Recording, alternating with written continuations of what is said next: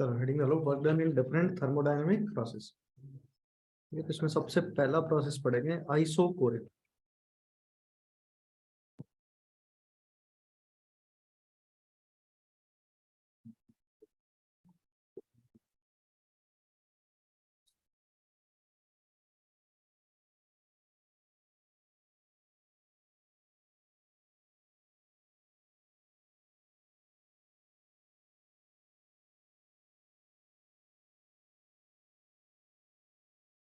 अभी क्या नाम है तेरा? मनोज। आइसोकोरिक प्रोसेस कौन सा होता है? वॉल्यूम कॉन्स्टेंट होता है। वॉल्यूम कॉन्स्टेंट तो क्या जीरो हो जाएगा? प्रेशर जीरो हो जाएगा। वॉल्यूम कॉन्स्टेंट तो delta we zero, change zero है उसका।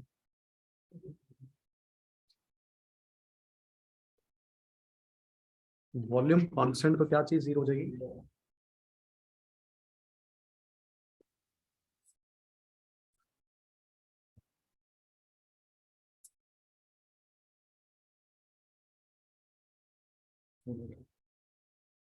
डेल्टा वी की वैल्यू क्या हो जाएगी इसमें? जीरो। अच्छा, डेल्टा वी जीरो हो गया तो वर्क डन का फॉर्मूला बताओ। Minus of P external into delta we. Delta we zero तो वर्क डन क्या हो जाएगा? जीरो।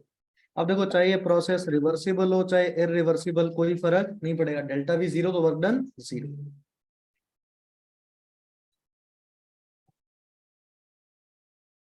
ठीक है, आइसोकोरिक आ गया तो सबसे आसान है, सीधा वर्क जीरो हो जाएगा।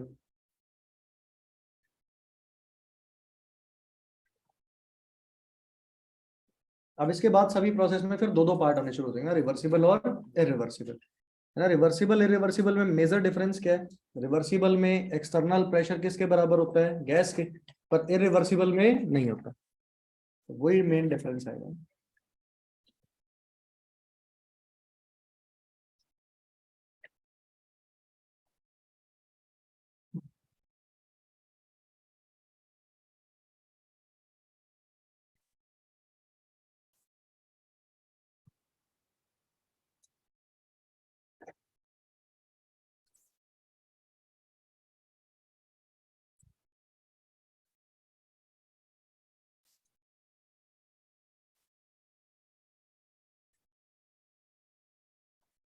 आइसोकोरिक के बाद दूसरा कौन सा आएगा?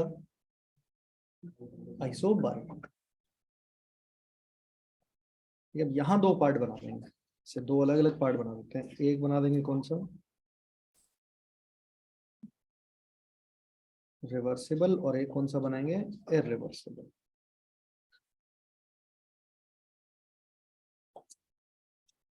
देखो, जब वर्डन की बात हो रही होगी ना तो हमेशा आइडियल गैस की बात होगी, कभी रियल गैस की बात नहीं होगी ना। क्योंकि अगर मान लो प्रेशर से volume conversion PV equal NRT लगा पाएंगे, हर जगह आइडियल गैस की ही बातें चल रही होंगी। ठीक है, तो एक बार सुनो, इसमें बाद में नोट करना। देखो, स्टार्ट तो यहीं से करेंगे, work done for reversible process. पहले मेन फॉर्मूला तो यही है, minus of P external into delta. अब अगर मैं यहां बात करूं तो फॉर रिवर्सिबल प्रोसेस में क्या होता है? एक्सटर्नल प्रेशर किसके बराबर होता है? Is equal to pressure of gas. तो यहां से क्या बन गया? Work done for reversible is minus pressure of gas, और डेल्टा वी को क्या लिखते हैं? V2 minus of V। सही आता है। अच्छा, आइडियल गैस इक्वेशन बताओ क्या होगी? आइडियल गैस की इक्वेशन क्या होती है? P into V is equal to nRT। ऐसे ही होगा। देखो, अगर इसको मल्टीप्लाई करें, P इंटू V2 क्या बनेगा? P multiplied by V2, N into R into final temperature T2, और P इंटू V1 करेंगे तो क्या बनेगा? N into R into T1। यही बनने वाला है। तो क्या यहाँ पे सब्स्टिट्यूट करके ऐसा लिख सकते हैं, work done for reversible is equal to, फिर से माइनस ऑफ NR कॉमन ले लेंगे, क्या बचेगा? T2 minus T1। अगर टेम्परेचर का change number of moles given हो तो इस फॉर्मूले को यूज कर लेंगे, minus of NR T2 minus T1। और अगर प्रेशर ऑफ गैस और वॉल्यूम चेंज गिवन हो तो क्या यूज कर लेंगे? Minus pressure of gas V2 minus V1। वो तो जो चीज गिवन होगी उसके हिसाब से सॉल्व करेंगे। मान लो प्रेशर दिया हो और वॉल्यूम गिवन हो, इनिशियल और फाइनल, तो इसको यूज कर लेंगे। नंबर ऑफ मोल्स गिवन हो और टेम्परेचर गिवन हो, इनिशियल फाइनल, तो किसको यूज कर लेंगे? इस वाले को, minus of NR T2 minus T1। ठीक है, लिख लो उसको। किसमें? फिजिक्स में, हाँ, यहाँ से माइनस की जगह स्टार्टिंग में प्लस होता है ना। फिजिक्स का तो फॉर्मूला वर्क डन गया था, P external into delta we, यहाँ क्या है minus P external into delta we.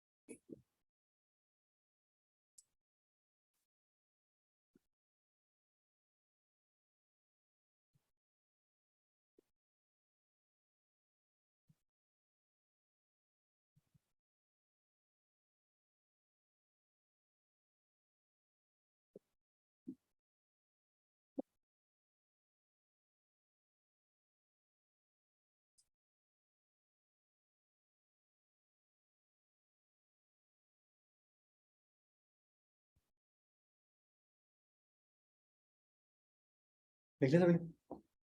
यहाँ पे बी पार्ट लिखते हैं।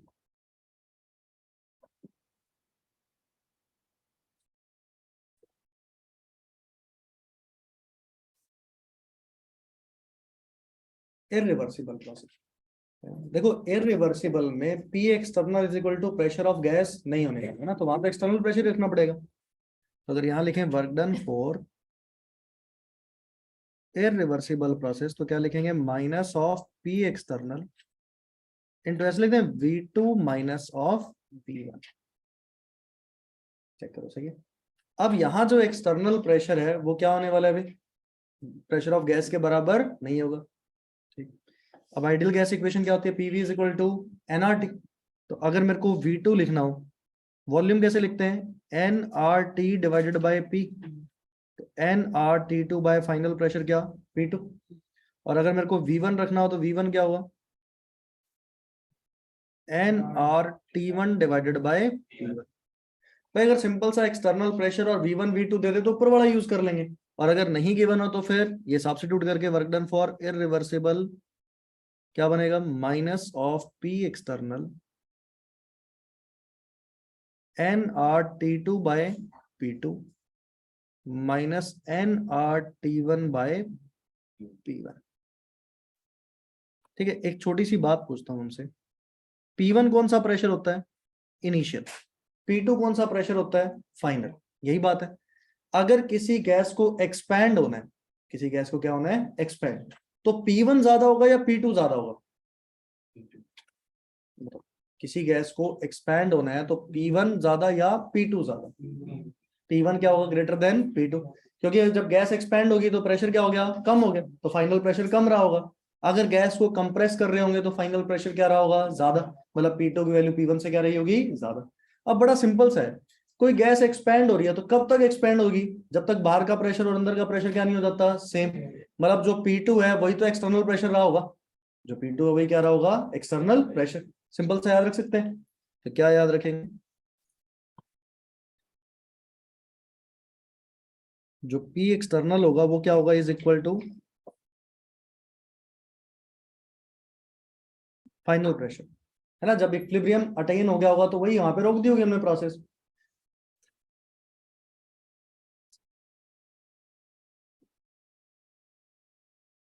और बड़ा सिंपल है ना, मान लो दो प्रेशर गिवन हो, कोई भी, कोई गैस एक्सपैंड हो रही हो तो जो कम वाला प्रेशर होगा वो एक्सटर्नल होगा, और अगर कोई गैस कंप्रेस हो रही होगी तो जो दोनों वैल्यूज में से जो ज्यादा वाला होगा वो एक्सटर्नल प्रेशर होगा।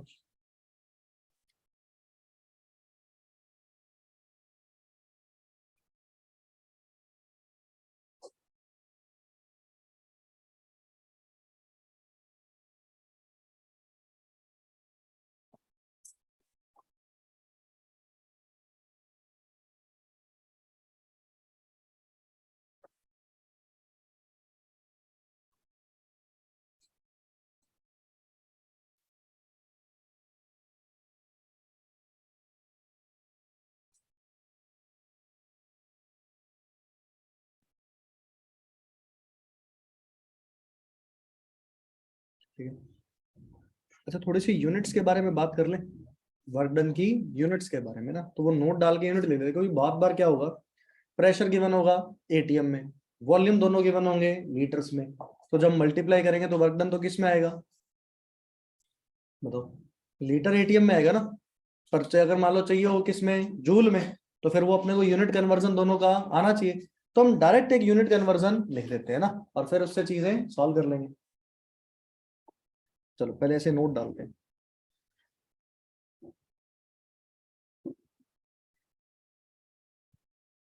अगर मैंने लिखा if pressure is in ATM and volume is in litres, तो बताओ यूनिट ऑफ वर्क क्या आया होगा तुम्हारा,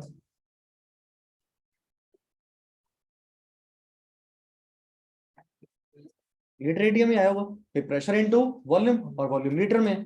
अगर मेरे को सब कुछ ऐसा यूनिट में करना होता, मेरे को प्रेशर पास्कल में चाहिए होता, और वॉल्यूम मीटर क्यूब में चाहिए होता, और फिर उससे मेरा आंसर जूल में आता, वर्क डन ऐसा यूनिट में ही। पर ये तो बड़ी लंबी कहानी हो जाती, तो इसमें एक सीधा सा कन्वर्जन याद कर लो, ये बड़ा इंपॉर्टेंट है। 1 litre atmosphere is equal to 101.3 joule. क्या आसान है क्या याद करना, अगर सीधा लीटर एटीएम में निकाल लो, और फिर उसको जूल में कन्वर्ट करने के लिए किससे मल्टीप्लाई कर दो, 101.3 से, आंसर आ जाएगा। इस जूल को कैलोरीज में कन्वर्ट कर सकते हो क्या, बताओ 1 कैलोरी का क्या रिलेशन होता है, 1 कैलोरी, वैसे एग्जैक्ट क्या होता है, 4.184 जूल, अप्रोक्सीमेटली कितना ले लेते हैं, 4.2 जूल। तो मैं इसको मल्टीप्लाई कर सकते हो 101.3 को 4.184 से, या चलो 4.2 से कर दो, इस नंबर को 4.2 से तो मल्टीप्लाई कर देते होगे, करके बताना क्या आंसर आएगा।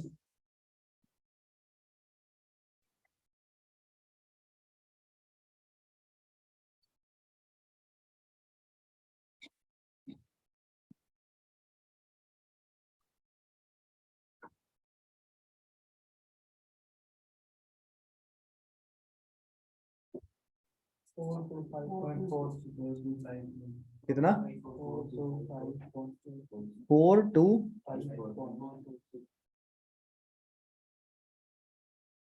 मैंने मल्टीप्लाई करा दिया क्या, डिवाइड करना था ना, मैं तो जूल को कैलोरी में कन्वर्ट करना था।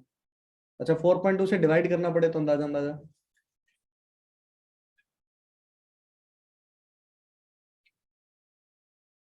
22 30 आएगा, कितना आता है 24,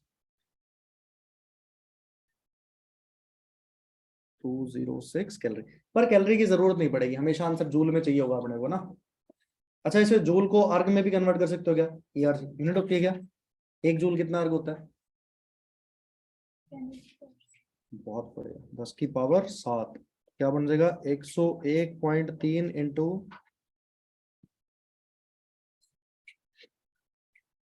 अब मैंने ये इतनी सारी यूनिट्स लिख दी, लीटर एटीएम, जूल, कैलोरी, अर्ग, ये सारी किसकी यूनिट्स हैं, एनर्जी की, मतलब वर्क डन की है।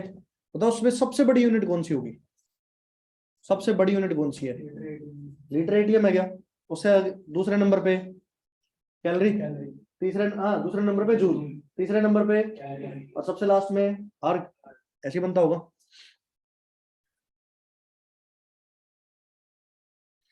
लीटर एटीएम के बाद कैलोरी आता होगा ना, फिर जूल, और फिर सारी। तो मेन एक याद रखना है कौन सा, 1 लीटर एटीएम इज 101.3 जूल, है ना। बहुत बार ऐसा होगा तो मैं लीटर एटीएम की जगह बार गिवन होगा, हो सकता है कैसा, ये और आसान होता है, अप्रोक्सीमेटली क्या ले लो, 100 जूल, कहानी खत्म। ज्यादा आसान हो गया, 4 से मल्टीप्लाई कर दो, लीटर बार किस में कन्वर्ट हो गया, जूल में।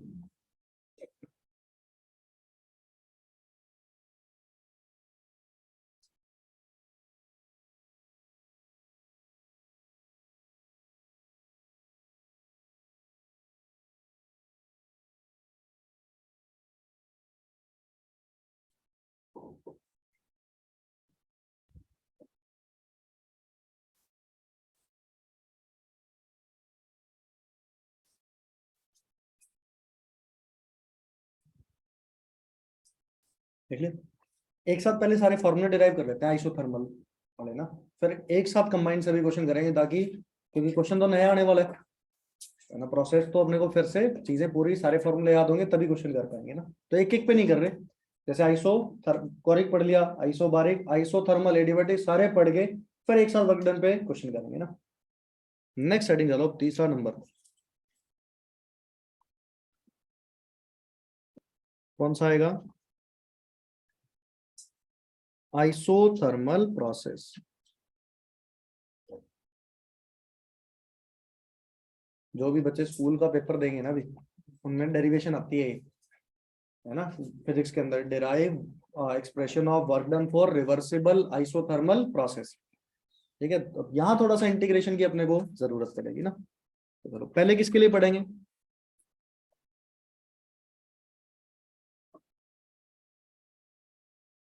रिवर्सिबल आइसोथर्मल के लिए। ठीक, चलो एक बार लिखना छोड़ो, पहले सुन लो एक बार डेरिवेशन सी कैसे सॉल्व करते हैं इसको ना। सबसे पहली चीज तो क्या अपने को लिखना है? फॉर्मूला। बताओ, work done for reversible process का फॉर्मूला क्या लिखेंगे? पहले तो मेन फॉर्मूला लिख दो, minus of P external into delta. सही है तक? अगर मैं लिखूं for reversible process, external pressure किसके बराबर होगा?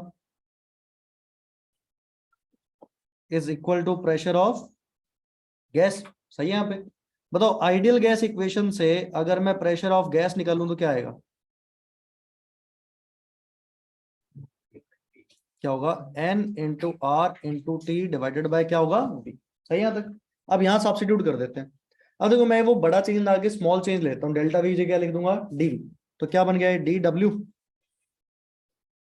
For reversible process is equal to minus of N R T by V into में क्या हो गया? डीवी। अब देखो, जब भी ऐसा सॉल्व करना पड़ेगा इसको, डी डब्ल्यू को डब्ल्यू में तो दोनों तरफ इंटीग्रेट करना पड़ेगा क्या? तो जब इंटीग्रेट करोगे तो ऐसे लिख देंगे वर्क डन। क्या कॉमन आ जाएगा यहाँ से बाहर? मतलब इंटीग्रेशन से एनआरटी तो कांस्टेंट है, बाहर आ गया, बचा क्या? DV divided by V. अच्छा, लोअर लिमिट क्या रख देते हैं? V1, अपर लिमिट क्या रख देते हैं? V2। मतलब कोई भी प्रोसेस कहां जा रहा है? इनिशियल वॉल्यूम से फाइनल। अब अगर यहाँ पे डी डब्ल्यू का इंटीग्रेट करें तो पूरा वर्क डन मिल गया होगा, वर्क डन फॉर रिवर्सिबल। यहां से आ गया minus of N R T, बाहर आ गया। बताओ, 1/v का इंटीग्रेशन क्या होगा? 1/v का, एक सेकंड रुको। हाँ भाई, कौन कर रहा है? v की पावर -2। ये लड़के बताएंगे 1/v का इंटीग्रेशन, फिर नैतिक बताएगा। 1/v का इंटीग्रेशन क्या होता है? ln of v। 1/v का इंटीग्रेशन क्या होता है? ln of v। सुना है सभी ने कैसा? 1/x क्या होता है? ln of x। तो 1/v क्या हो गया? ln of v। अच्छा, लोअर लिमिट क्या है? v1, अपर लिमिट क्या है? v2। अच्छा, जब भी डेफिनेट इंटीग्रेशन होता है तो क्या करते हैं? पहले अपर लिमिट रख देते हैं, फिर माइनस लोअर लिमिट। तो minus of N R T क्या बन गया? ln of v2 minus ln of v1। Log of m minus log of n क्या होता है? Log m by n। तो work done for reversible is equal to minus of N R T ln of क्या हो गया? v2 divided by v1। अच्छा, ln को log में कन्वर्ट करना हो तो कैसे कन्वर्ट करें? इंटू 2.303। तो क्या बन जाएगा? Work done for reversible process is minus of 2.303 N R T log v2 by v1। देखो, अगर ln में ही छोड़ना हो तो यहाँ पे कर देंगे, पर पूरा सॉल्व कराएगा तो अपने को कौन सा फॉर्म लगाना पड़ेगा? ये वाला, क्योंकि हमें लॉग की वैल्यूज याद होती है। लॉग 1 की वैल्यू 0, लॉग 10 की value 1, log m to the power n हो तो n आगे आ जाता है ना। लॉग 2 की वैल्यू 0.3, लॉग 3 की वैल्यू 0.47। तो वही सारे लॉग की वैल्यूज यहाँ पे यूज होती है। तो वर्क डन का फॉर्मूला आ गया minus of 2.303 N R T log v2 by v। अपने आप आंसर साइन के साथ सही आएगा ना। जैसे मान लो कोई गैस एक्सपैंड हो रही हो, तो v2 की वैल्यू v1 से क्या होगी? ज्यादा, तो ये टर्म पॉजिटिव हो जाएगा क्या? और बाहर माइनस का साइन है, तो वर्क डन अपने आप कैसा आ गया? नेगेटिव। लिख लो इसको।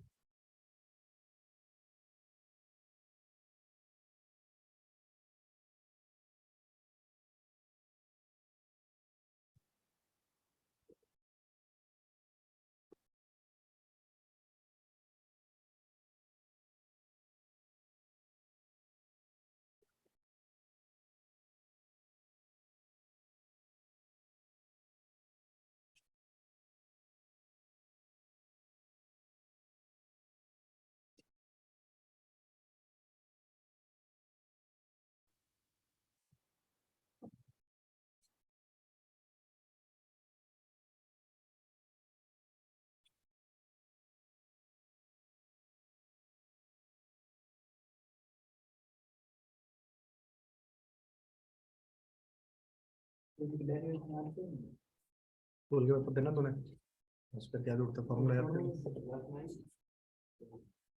11th का चैप्टर है थर्मोडायनेमिक्स।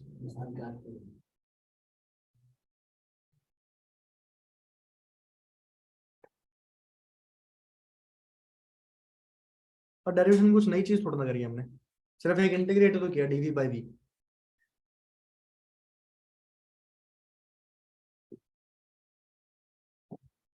एक बात बताओ, आइसोथर्मल प्रोसेस में प्रेशर और वॉल्यूम में क्या रिलेशन होता है आइसोथर्मल के लिए? Pressure is inversely proportional to volume, होता है क्या ऐसा? अब उससे एक काम करते हैं, मान लो वॉल्यूम ना गिवन हो, इनिशियल फाइनल प्रेशर दे दे, तो फिर वर्क डन का फॉर्मूला कैसे निकाले ना? थोड़ा सा इसमें चेंज कर देंगे, नोट करो एक बार इसको।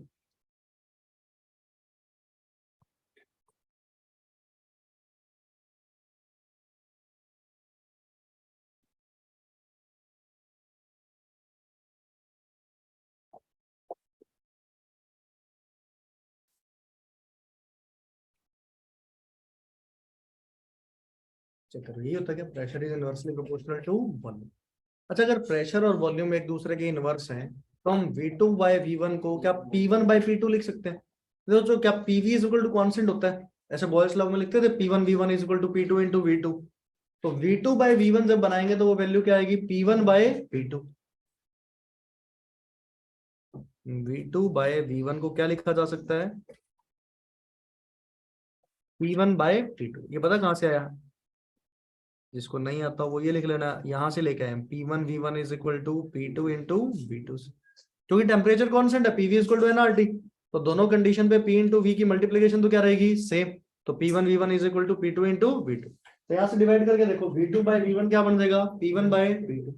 तो वहां V2 बाय V1 की जगह क्या रख देते हैं? P1 bye P2। तो क्या बन गया work done for reversible process का फॉर्मूला?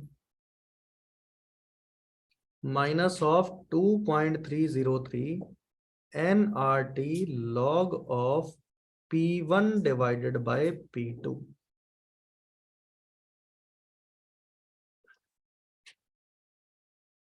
तो अगर प्रेशर में चेंज गिवन हो तो इसको यूज कर सकते हैं।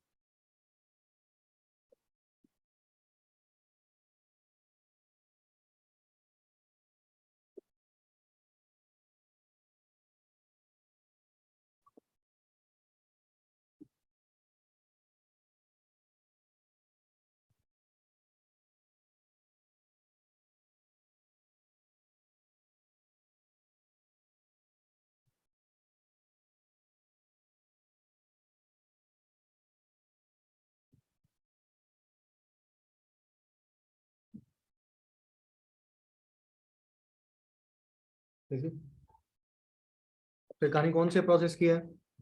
रिवर्सिबल। अगर इसी में इरिवर्सिबल आइसोथर्मल हो, तो अब तो पी एक्सटर्नल को नहीं लिख सकते हम, pressure of gas P external ही छोड़ना पड़ेगा। Work done for irreversible process is minus of P external, delta V को क्या लिख देंगे? V2 minus P. ये गिवन हो तो बहुत अच्छी बात है, नहीं गिवन हो तो हम V2 निकाल सकते हैं क्या? बताओ V2 की वैल्यू क्या होगी?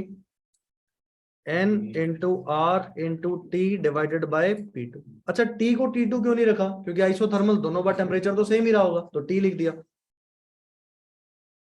और V1 को क्या लिख देंगे? nRT divided by P1। यहां सब्स्टिट्यूट कर देते हैं, क्या बन गया formula? Minus of P external nRT by P2 minus nRT by P1। क्या कॉमन आ जाएगा ऐसे? nRT बाहर निकाल ले, तो फॉर्मूला क्या बन गया? Minus of P external into nRT 1 by P2 minus 1 by P1। इसमें भी कहानी वही सेम है, एक्सटर्नल प्रेशर किसके बराबर होगा? फाइनल के, मतलब P2 के। अगर एक्सपेंशन हो रहा होगा तो कम वाला रहा होगा, और अगर कंप्रेशन हो रहा होगा तो ज्यादा वाला एक्सटर्नल प्रेशर रहा होगा।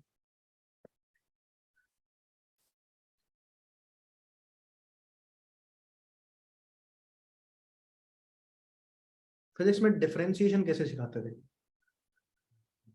मतलब स्टार्टिंग में सिखाया होगा तो, कि dy बाई डी एक्स का मतलब क्या, कैसे कोई स्लोप स्लोप दिखाया होगा, ग्राफ ग्रूफ का कोई बताया था कैसे? चलो इंटीग्रेशन के बारे में क्या सिखाते थे, कि y डॉट डी एक्स का मतलब क्या है? दादा ऐसे area under the curve on x axis, कभी नहीं आया ऐसा? ऐसा ना, वो छोटे छोटे चीजों को जोड़ते जाते हैं तो वो पूरा जो एरिया आ जाता है वो इंटीग्रेट होता है, इंटीग्रेशन। तो इंटीग्रेशन बताता है अपने को एरिया अंडर द कर्व। अब इससे पे ना कुछ वर्क डन की बातें रिलेट करेंगे ताकि हम रिवर्सिबल इरिवर्सिबल को कंपेयर कर पाए ना। ये नोट कर लिया सभी ने? एक बड़ी इंपॉर्टेंट सी बात करते हैं। पहले तो मैं ऐसा कुछ लिखता हूँ, मान लो मेरे पास कोई ऐसे ग्राफ है, ये मान लो y एक्सिस है और ये कौन सी एक्सिस है, x एक्सिस। और ऐसा कोई ग्राफ बना दिया इतना, ये ऐसे इनिशियल पॉइंट और ये कौन सा है, फाइनल। सही है। अब देखो इस लाइन का एरिया अंडर द कर्व कौन सी एक्सिस पे निकालेंगे, x एक्सिस पे। देखो ये x एक्सिस पे प्रोजेक्शन ले ली क्या हमने इसकी, तो इसका एरिया अंडर द कर्व कुछ ऐसा रहा होगा क्या? अब ये एरिया अंडर द कर्व किसके बराबर होता है? ये जो एरिया है ये किसके बराबर है, ये integration of y dot D X. Check करो सही है क्या ये? ऐसे ही होता है ये सभी ने सुना है क्या, या पहली बार सुन रहे हो? ये सुनने का होगा, ऐसे छोटे छोटे पार्टिकल को जोड़ते जाते हैं तो पूरा एरिया आ जाता है, वही तो इंटीग्रेशन होता है। अब इसी में हम क्या करते हैं, y और x एक्सिस को ना रिप्लेस कर देते हैं। किससे रिप्लेस कर देते हैं, यहाँ पे तो ले लेते हैं प्रेशर, और यहाँ क्या ले लेते हैं, वॉल्यूम। मतलब कौन सा ग्राफ ले लिया हमने, पीवी ग्राफ। बना सकते हैं पीवी ग्राफ। तो मान लो कोई भी प्रोसेस हो रही है जिसका कुछ कर्व ऐसा था, बना सकते हैं ऐसे, ये इनिशियल पॉइंट ए रहा होगा, जैसे फाइनल पॉइंट क्या रहा होगा, बी। सही है तक? अब देखो मैंने क्या किया, y एक्सिस पे इस ग्राफ की प्रोजेक्शन ले ली, y पे सॉरी x पे, मतलब वॉल्यूम वाले एक्सिस पे। अब इसके एरिया की बात करते हैं, बताओ ये एरिया क्या बता रहा होगा, integration of y axis, y कौन है यहाँ पे, p, ये लिख दें, इनटू में क्या dv लिखना पड़ेगा क्या, क्योंकि जैसे y इंटू डी एक्स लिखते थे तो क्या हो गया, p इंटू dv। अच्छा p इंटू dv का इंटीग्रेशन क्या मॉड ऑफ वर्क हो जाएगा क्या? वर्क का फॉर्मूला क्या है, minus of p into dv, पूरा इंटीग्रेट करते हैं उसको। अब माइनस का साइन हटा दें तो उसका क्या हो गया, मॉड हो गया। तो यानी कि अगर मैग्नीट्यूड ऑफ वर्क निकालना हो किसी भी प्रोसेस का जिसका ग्राफ गिवन हो, तो उसका एरिया अंडर द कर्व निकालने कौन सी एक्सिस पे, वाई एक्सिस पे, सॉरी वाई एक्सिस क्या, एक्स एक्सिस पे। कौन सी एक्सिस है ये, वॉल्यूम वाली पे ना। तो ये क्या बता रहा होगा अपने को, मॉड ऑफ वर्क। तो ये बात क्लियर है क्या? Area under the PV curve gives, क्या देगा अपने को, मॉड ऑफ वर्क उस प्रोसेस में। अब देना साइन अपने आप लगा लेंगे। मान लो एक्सपेंशन होता तो एरिया निकाल के बाहर साइन माइनस का लगा देते, कंप्रेशन होता तो एरिया निकाल के प्लस का साइन रख देते। तो साइन सिर्फ किससे लिखेंगे हम, एक्सपेंशन या फिर कंप्रेशन से खुद देख के ना। पर जो मैग्नीट्यूड होगा वो कौन दे देगा, एरिया। इसका तो निकाल सकते हैं, मान लो पॉइंट्स बता दे, यहाँ पे वॉल्यूम दे दे, इधर दे दे, प्रेशर दे दे, तो रेक्टेंगल बन गया होगा ये, और रेक्टेंगल का एरिया इजिली निकाला जा सकता है। तो ये लिख देंगे लाइन इसके ना, area under the PV curve gives mod of work.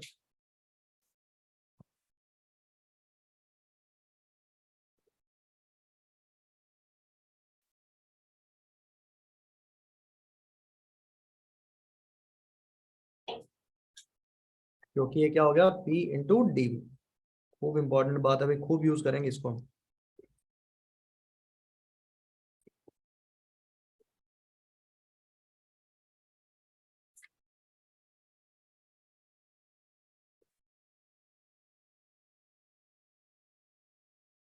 Cyclic process की आगे बात करेंगे, उसमें फिर एरिया एनक्लोज्ड हो जाएगा अंदर वाला ना, तो वो आगे आएगा तब देख लेंगे। अभी तो सिर्फ इसकी जरूरत पड़ेगी इसलिए ये लिखी है ना।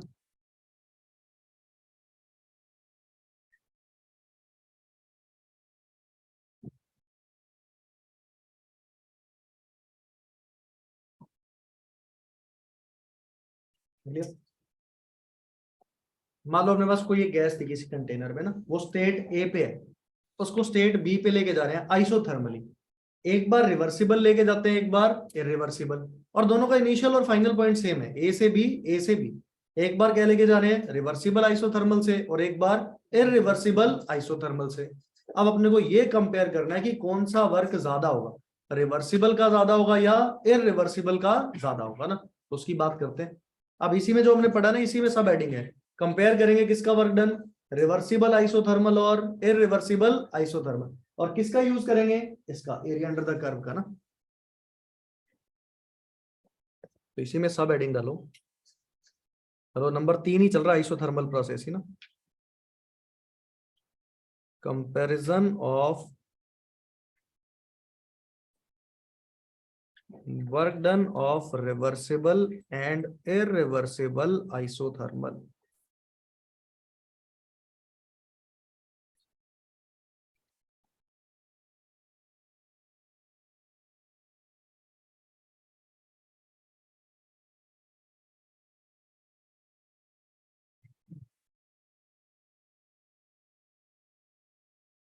रिवर्सिबल और इरिवर्सिबल आइसोथर्मल के वर्क डन को क्या करते हैं, कंपेयर। तो दो केस में कंपेयर करना पड़ेगा, एक बार एक्सपेंशन के लिए और एक बार कंप्रेशन के लिए। तो दो अलग अलग केस बनाते हैं।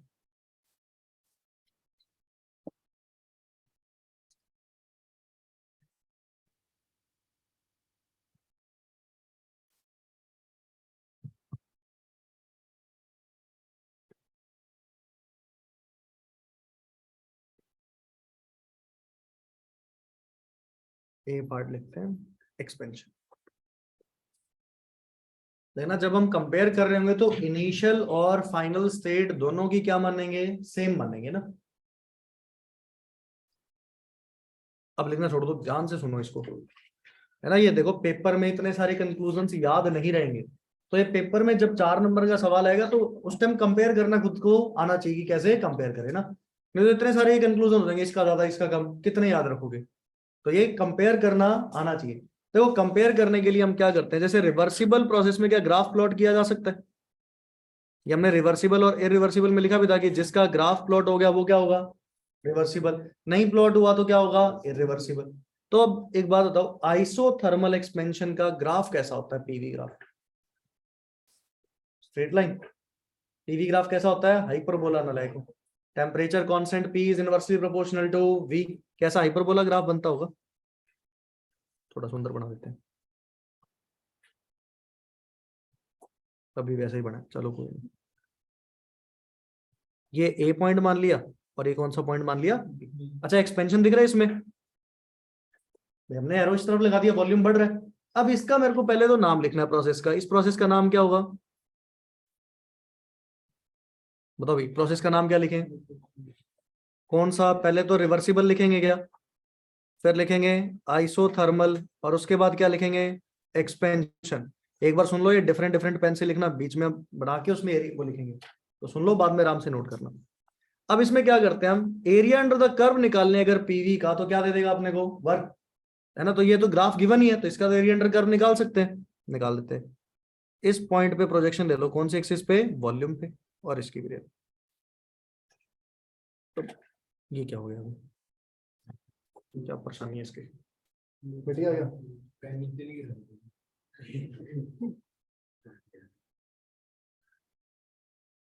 ये भी कह रहा है कि बस करो,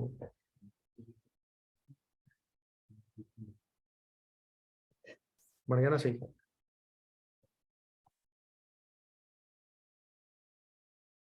तो ये निकाल दिया एरिया अंडर द कर्व।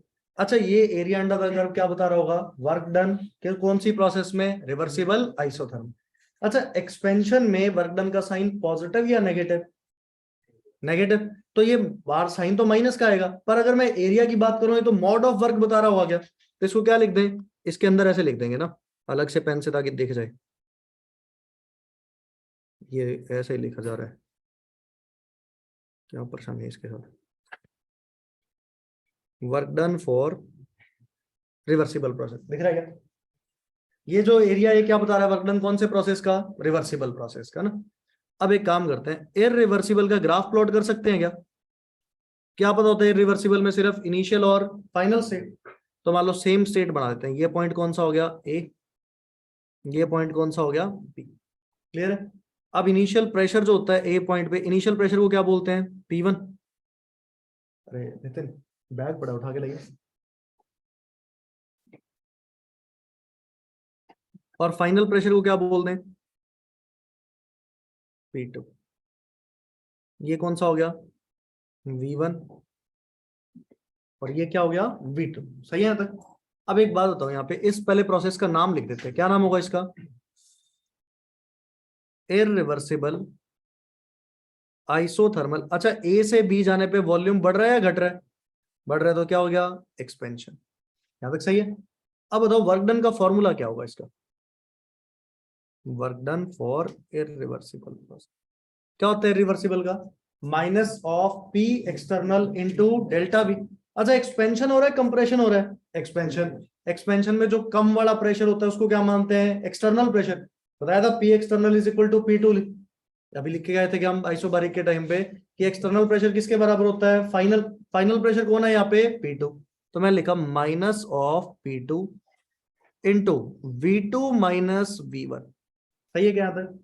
अच्छा, V2 माइनस V1 कौन सा डिस्टेंस हो गया, यहां से लेके यहां तक, ये हो गया क्या। और P1 डिस्टेंस P2 कौन सा हो गया, ये वाला। क्या इन दोनों को मल्टीप्लाई कर रहे हैं, क्या रेक्टेंगल का एरिया बता रहा होगा क्या।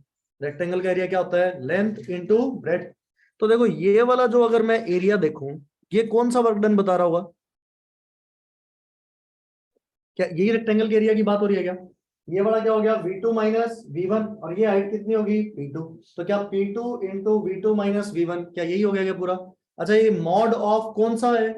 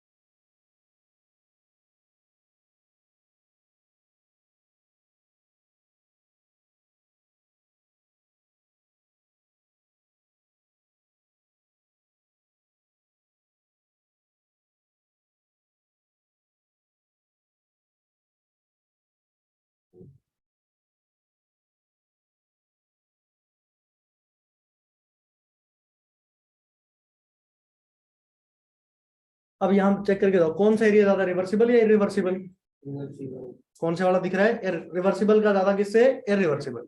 पर देखना मॉड लगाना नहीं भूलना ना, कि जब भी एक्सपेंशन में वर्क डन कंपेयर करा रहा होगा तो हम क्या लिखेंगे, mod of work done of reversible is greater than mod of work done of irreversible.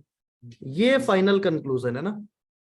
और ये निकाला कैसे हमने, दोनों ग्राफ प्लॉट किया और एरिया चेक कर लिया, जो एरिया ज्यादा था वो वाला वर्क डन का क्या हो गया, मॉड ज्यादा हो गया। तो mod of work done for reversible is greater than irreversible process. तो एक्सपेंशन लिखो, फिर कंप्रेशन की बात करेंगे। इससे पहले कितना पढ़ चुके हैं हम, कहां से शुरू किया था।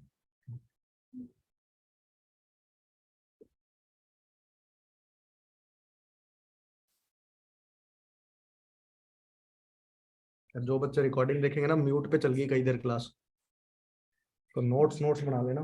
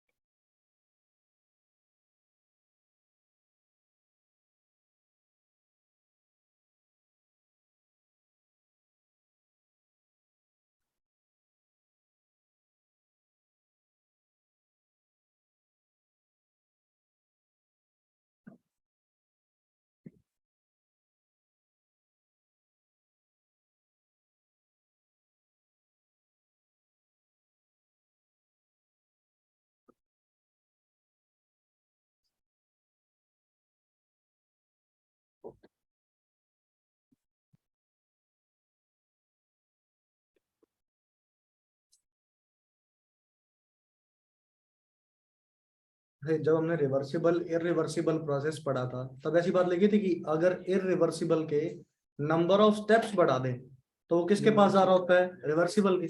इस बात को प्रूव करते हैं यहाँ से देखें। अभी हम इरिवर्सिबल में सीधा ए से बी पहुंच गए क्या? एक काम करते हैं, दो स्टेप में चलते हैं। ए से बी भी जाने में पहले बीच में कहीं रुक जाएंगे, ए से बी डैश चलते हैं, फिर बी डैश से बी चल लेंगे, पर इनिशियल फाइनल सेम ही रखेंगे, ए से बी। तो अब दो स्टेप में चलने की कोशिश करते हैं। ऊपर वाला कंक्लूजन लिख दिया गया, देखो। तो फिर से इनिशियल फाइनल स्टेट क्या रखते हैं, सेम, और इरिवर्सिबल में अब डायरेक्टली ए से बी ना जाके बीच में कहीं रुक जाते हैं, कहां पे, बी डैश। मतलब कितने स्टेप में गिरा रहे हैं हम, दो में, ए से बी डैश फिर बी डैश से B. Initial pressure P1, final pressure P2। Initial final state same ही रखेंगे ना। और ये जो बी डैश है ना, इस पॉइंट के प्रेशर को बोल देते हैं P2 डैश बोल देते हैं। फिर ए पॉइंट पे जो वॉल्यूम है उसको इनिशियल वॉल्यूम V1 और बी पॉइंट वाला वॉल्यूम V2, और ये बीच वाले बी डैश वाले को बोल देते हैं V2 डैश। कितने स्टेप में गिराया हमने, ये दो स्टेप में। तो ये जो ऊपर वाला था ना, यहाँ पे ऊपर ऐसे लिख देना, इसके नीचे सिंगल स्टेप था ये, या सिंगल स्टेज लिख दें।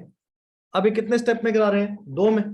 तो इस प्रोसेस को क्या बोल देंगे, इट इज टू स्टेप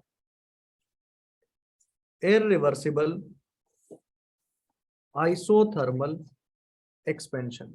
सुन लो एक बार, बाद में नोट कर लेना।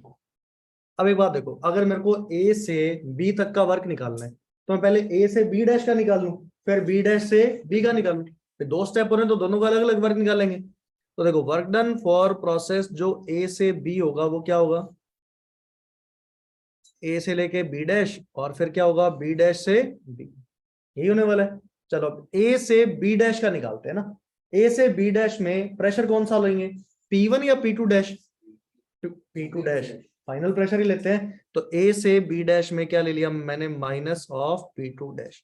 Final volume minus initial volume, final volume कौन सा है, V2 डैश, इनिशियल वॉल्यूम कौन सा है, V1। ये होने वाला है।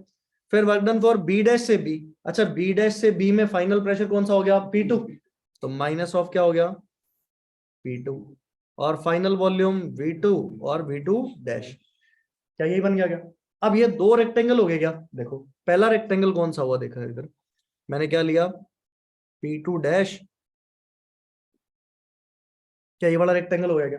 तो मतलब ये वाला एरिया, ये पहला वर्क हो गया, कहां से कहां तक का, ए से बी डैश का। फिर मैं बी डैश से बी के वर्क में जा रहा हूं तो कौन सा वर्क होगा, क्या देखना, ये इतना वर्क आएगा क्या, चेक करो, ये वाला होगा, ये V2 माइनस V2 डैश, और ये वाली हाइट कौन सी होगी, P2। क्या ये इतना एरिया हो गया क्या? अब देखो, वो सिंगल स्टेज का एरिया था, ये दो स्टेज का है। वर्क डन बढ़ गया या घट गया, बताओ, मोड ऑफ वर्क बढ़ा या घटा, एरिया बढ़ गया क्या? पहले वो कितने स्टेप में था, एक स्टेप, एक से दो स्टेप किया, वर्क डन इंक्रीज हो गया, तीन करूंगा तो और इंक्रीज हो जाएगा, चार करूंगा तो और इंक्रीज। अगर इनफाइनाइट स्टेप कर दूंगा तो किसके बराबर हो जाएगा, रिवर्सिबल के।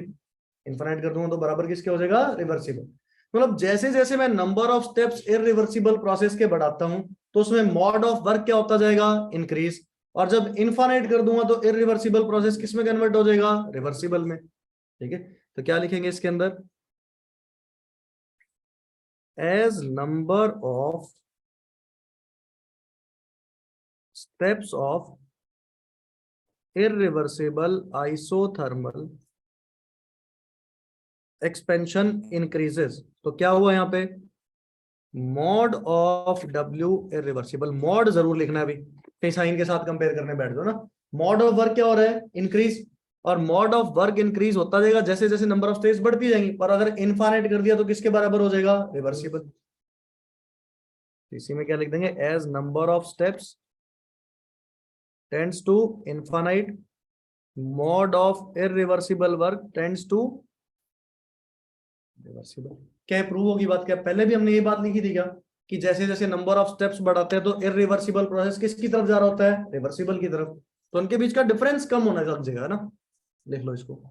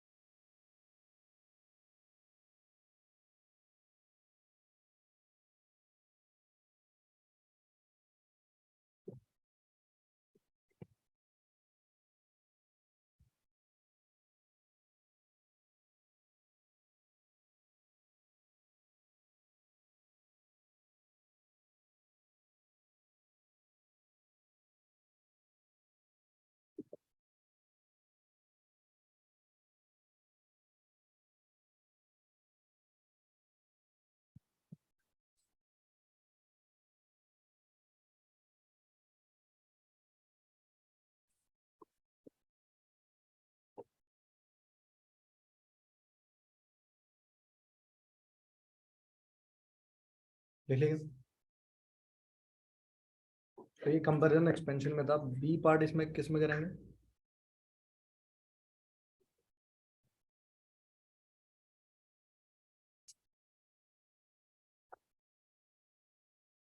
कंप्रेशन।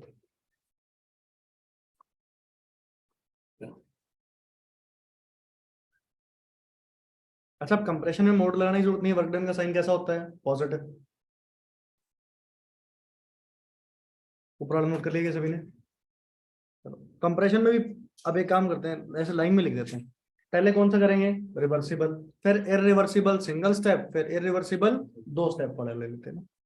तो 3 ग्राफ प्लॉट कर लेंगे।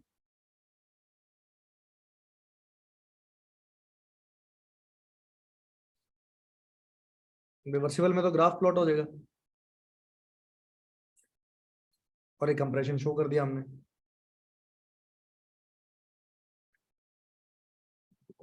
फिर एक सिंगल स्टेज लेते हैं, बी पॉइंट, और ये इनिशियल ए पॉइंट।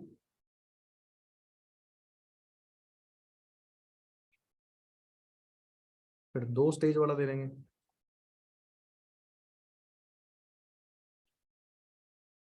बीच में कहीं बी डैश।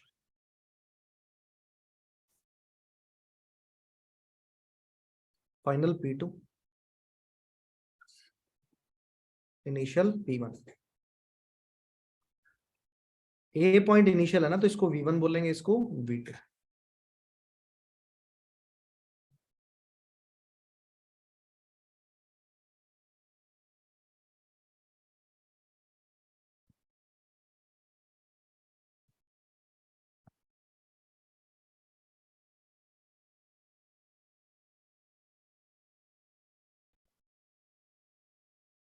V1 V2, और बीच में बी डैश को V2 डैश लिख दिया ना।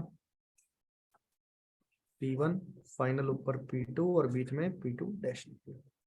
अब सभी प्रोसेस के नाम लिख देते हैं। पहले वाला प्रोसेस का नाम क्या होगा? Reversible isothermal compression. ए से भी कंप्रेशन हो रहा है, लगा देंगे फिर पलट देंगे। ए से बी लिखना था, ठीक है। फिर नेक्स्ट दूसरे वाला कैसा हो गया? Single step irreversible isothermal compression. और जिससे अगले वाला ग्राफ है वो किसके लिए है? दो स्टेप के लिए, two step irreversible isothermal compression. ये तो हमने सारे ग्राफ बना दिए। अब बताओ रिवर्सिबल में वर्क कैसे निकालेंगे? अब लेकिन सुन लो एक बार, बाद में नोट करना। रिवर्सिबल में वर्क क्या? एरिया अंडर द कर्व निकालने क्या? भाई ग्राफ पता तो वॉल्यूम एक्सिस पे एरिया निकाल लो। तो ये कौन सा वर्क बता रहा होगा?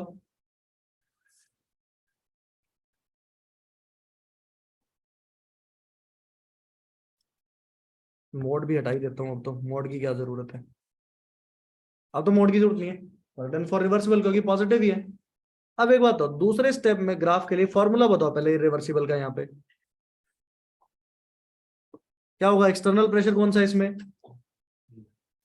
फाइनल प्रेशर एक्सटर्नल होता है। फाइनल कौन सा है? P2। तो minus of P2 final volume minus initial volume.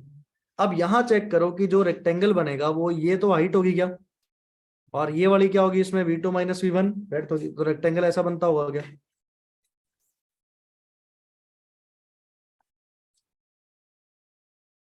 क्या देखो ये वाला एरिया आएगा। ये कौन सा हो गया? वर्क डन किसका?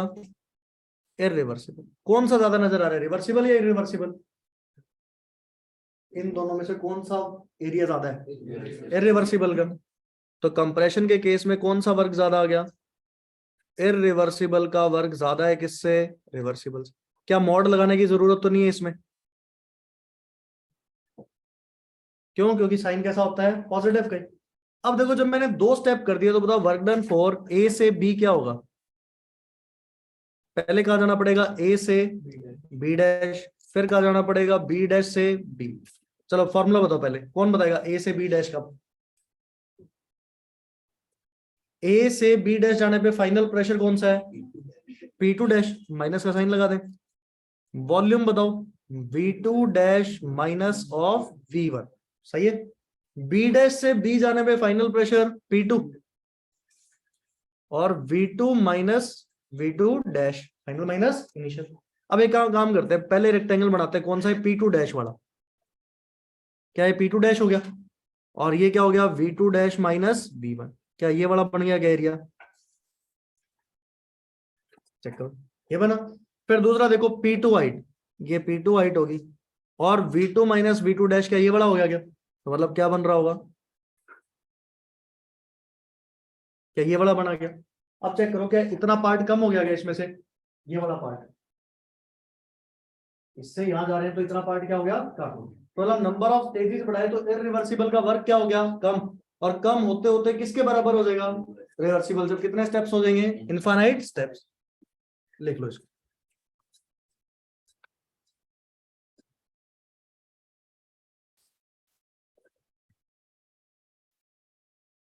फिर नीचे कंक्लूजन देखेंगे नंबर ऑफ स्टेप्स बढ़ने पे क्या होगा।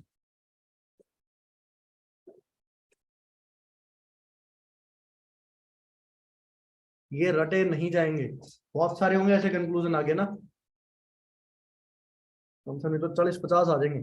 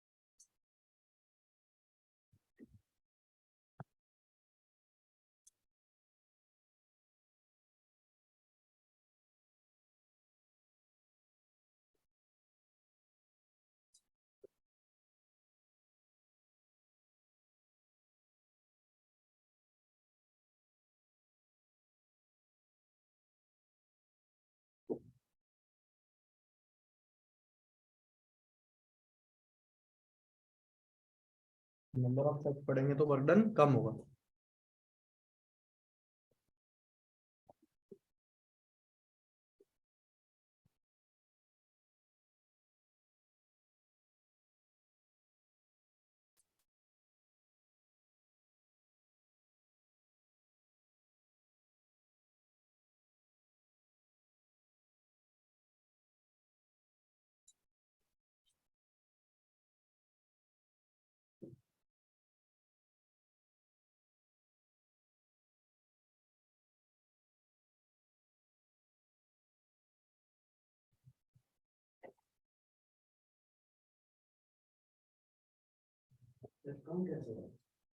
सोच, इससे उधर जाने पे बढ़ा या घटा?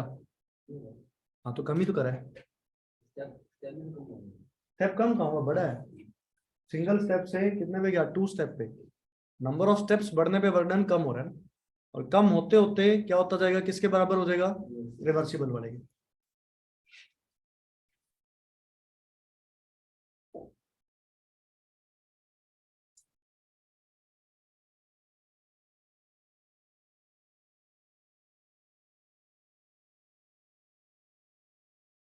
तो आइसोथर्मल में कितने केस हो गए, एक रिवर्सिबल और एक वर्ड बोला था, एक और होगा इसमें सी पार्ट, फ्री एक्सपेंशन, है ना। वो बहुत ज्यादा क्वेश्चन वहां से पूछे जाते हैं ऑब्जेक्टिव के अंदर ना।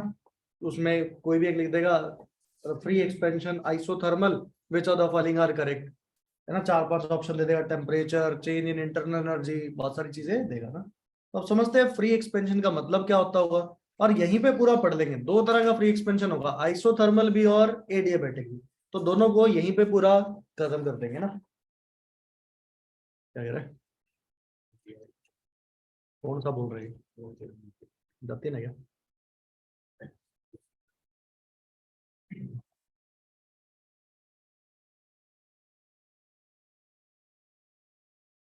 लेकिन 12वीं पास करनी बड़ी औखी है, जोर बहुत लगेगा।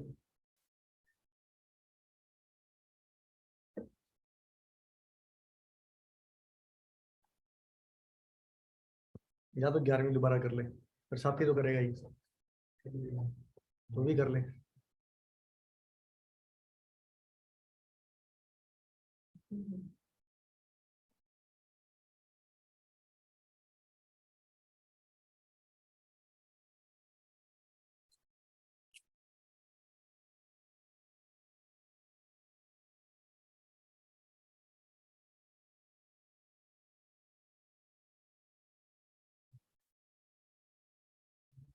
कोई नंबर नहीं डाला, ऐसे फ्री एक्सपेंशन लिख दिया ना।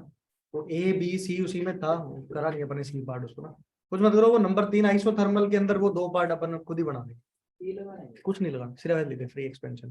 फिर इसके भी 2 पार्ट होंगे तो क्यों परेशान होंगे। तो बड़ा सिंपल सी चीज है ना। अगर कभी भी external pressure zero, external pressure zero मतलब बाहर वैक्यूम क्रिएट हो रखा होगा। अगर कोई भी गैस वैक्यूम में एक्सपैंड करे, मतलब एक कंटेनर में गैस फिल करी, पिस्टन लगा दिया और उसको वैक्यूम में छोड़ दिया, तो बाहर तो कोई एक्सटर्नल प्रेशर है ही नहीं, तो पिस्टन अपना ऊपर मूव कर रही होगी, तो गैस क्या हो रही होगी, एक्सपैंड। तो ऐसे एक्सपेंशन को क्या बोलते हैं, फ्री एक्सपेंशन। तो फ्री एक्सपेंशन के लिए क्या लिखेंगे, एक्सपेंशन ऑफ गैस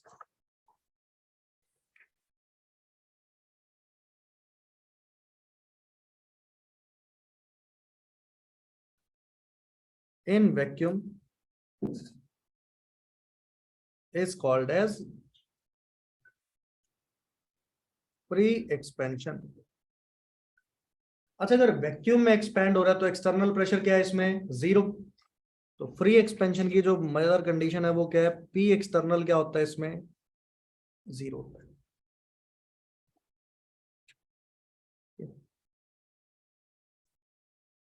अब बताओ, ये रिवर्सिबल प्रोसेस होगा या इरिवर्सिबल होगा, फ्री एक्सपेंशन कैसा होता है, इरिवर्सिबल, क्योंकि कभी इक्विलिब्रियम तो आ ही नहीं पाएगा, अंदर और बाहर का प्रेशर सेम तो होगा ही नहीं, तो कैसा प्रोसेस होगा ये,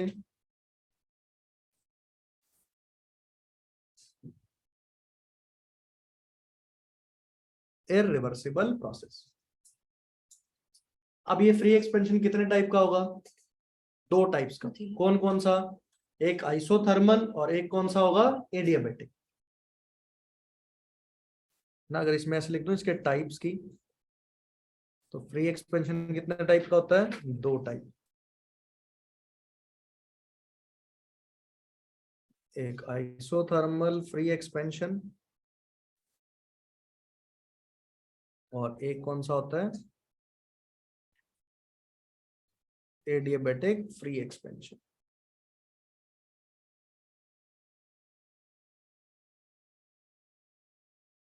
तो एक आज पढ़ लेते हैं, एक कल पढ़ लेंगे, क्या कह रहे हैं?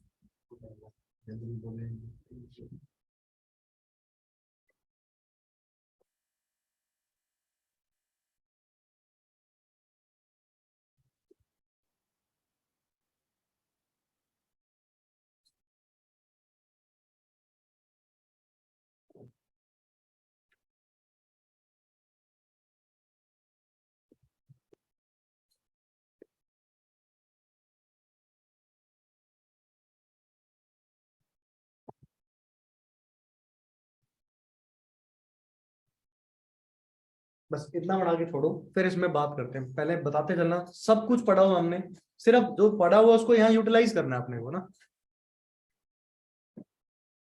सारी कंडीशन निकाल देंगे, डेल्टा यू के बारे में, क्यू के बारे में, टेम्परेचर, वर्क डन।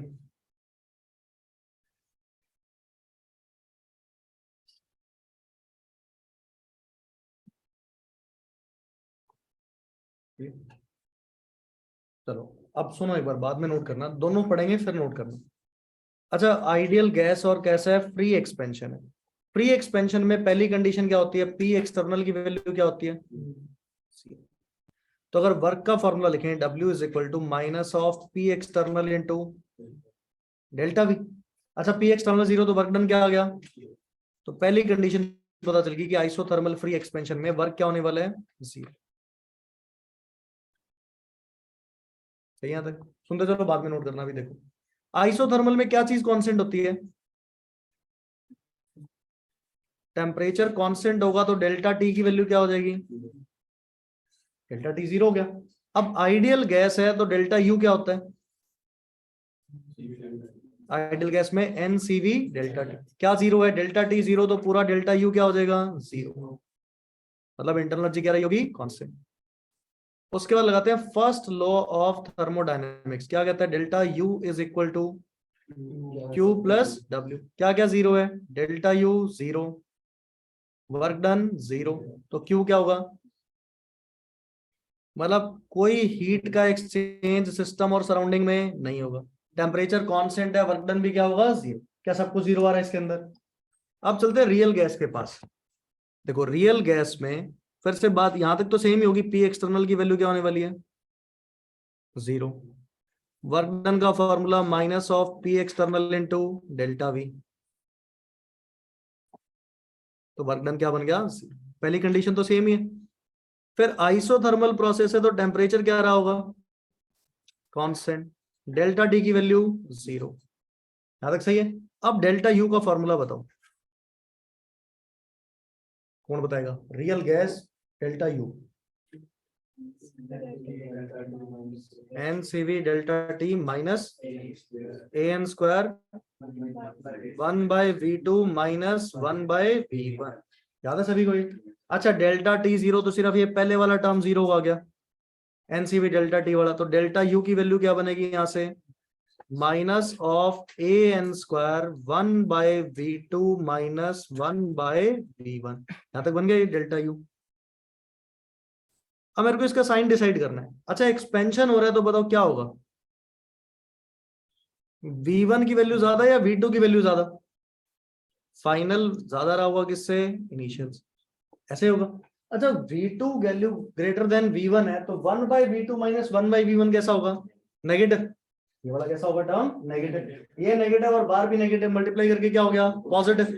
तो जैसे ही पता चला तो मेरे को ये दिख गया कि डेल्टा यू की वैल्यू क्या आ रही होगी यहाँ से, पॉजिटिव। मतलब इस प्रोसेस में इंटरनल एनर्जी क्या हो रही होगी, इंक्रीज। फिर नेक्स्ट इसमें बात करें फर्स्ट लॉ ऑफ थर्मोडायनेमिक्स, क्या होता है, delta U is equal to work done की वैल्यू क्या है, 0। तो क्यू किसके बराबर आ गया, delta U. Delta U positive है तो क्यू भी कैसा आ रहा होगा, पॉजिटिव। अच्छा, क्यू पॉजिटिव का मतलब क्या होगा, system absorbs heat from surrounding. इसका कंक्लूजन क्या होगा, system absorbs heat from surrounding. क्या ऐसे ऐसे क्वेश्चन पहले भी करके आए हैं क्या? वो ग्राफ वाला क्वेश्चन ऐसे तो कर रहे थे, प्रोसेस का नाम लिख रहे थे, जो कांस्टेंट है, फिर डेल्टा यू निकाल रहे थे। फर्स्ट लॉ थर्मोडायनेमिक्स से क्या डिसाइड कर रहे थे? क्यू की बात। तो यहाँ पे भी ऐसे किया जा रहा है। तो आइसोथर्मल जब आइडियल गैस है तब तो गैस सब कुछ जीरो है, पर जब रियल गैस की बात हो रही है तो क्या चीज जीरो है? वर्क डन जीरो है, डेल्टा यू पॉजिटिव है और क्यू की वैल्यू भी क्या है? पॉजिटिव। और अगर वैल्यू पूछ ले डेल्टा यू की तो minus of A N square 1/v2 minus 1/v1। क्या यही क्यू की वैल्यू होगी? क्योंकि क्यू और डेल्टा यू क्या होंगे? बराबर। लिख लो इसको।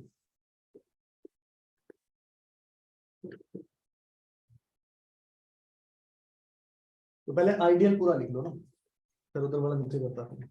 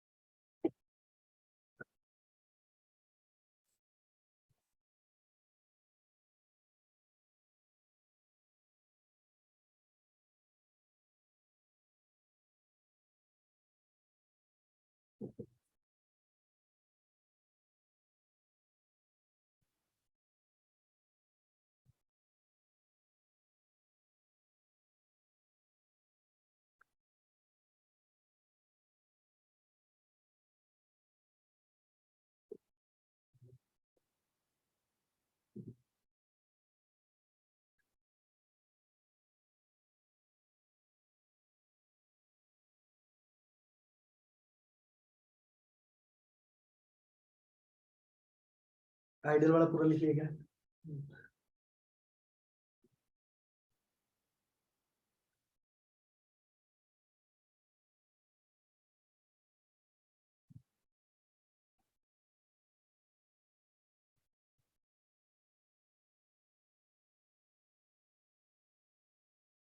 देखो बहुत सारा पार्ट हो गया थर्मोडायनेमिक्स का ना, खूब सारे चीजें होगी अब याद करने वाली। संडे को बैठ के तसल्ली से पूरा रटना है। क्लास संडे टेस्ट हो जाएगा 11-12 बजे, फिर पूरा टाइम बचेगा। क्या ना टेस्ट संडे को लेंगे, क्या क्लास के बाद दे देना फिर टेस्ट? क्लास के बाद दे देना, टेस्ट बन जाएगा। सैटरडे क्लास के बाद देना, तो क्लास जरूर लगेंगे सैटरडे को, मतलब कल ही।